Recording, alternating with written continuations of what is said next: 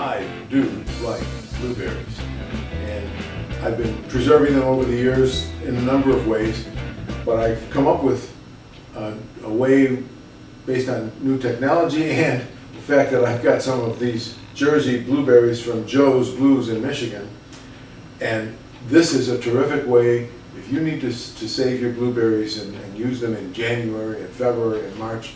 This works. I've done it for a couple of years, and this is terrific.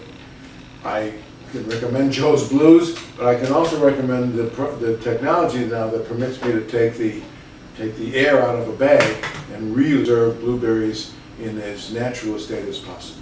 Next step in the process, and a very important step, is putting the blueberries onto the pan and then getting the blueberries into the freezer. First thing you want to do is just dump them on your pan. It needs to be a rimmed pan, could be a cookie sheet. I'm using a steak plate here.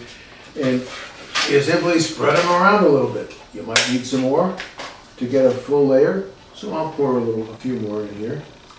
And I should mention one more thing. People ask me, do you wash the blueberries beforehand? And I say, no, you don't want them wet. You want them as dry as they can be when they go into the freezer. So now you've got them on your flat layer, and it doesn't need to be perfectly flat. You walk over to the freezer, into the freezer they go.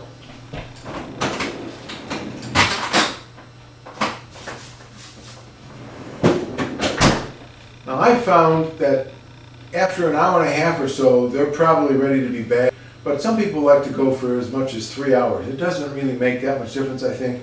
But what you want to do is get them frozen so that when they go into their bag, okay, they are frozen. So now, after all this time, we have a bunch of blueberries that have been freezing in the freezer for the past 3 hours or so.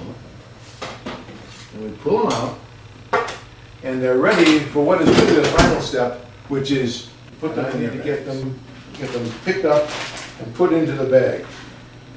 This is this is probably the most time-consuming and unavoidable mess part of the process. But you get the blueberries in the bag, and you seal the bag. And at this point, you blow all the air out of the bag as much as you can,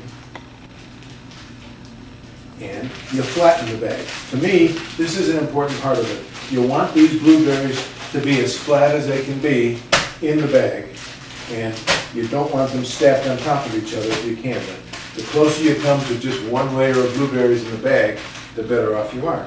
And you then, using a handy back bag, you suck the air out. You can see the air going out of the bag.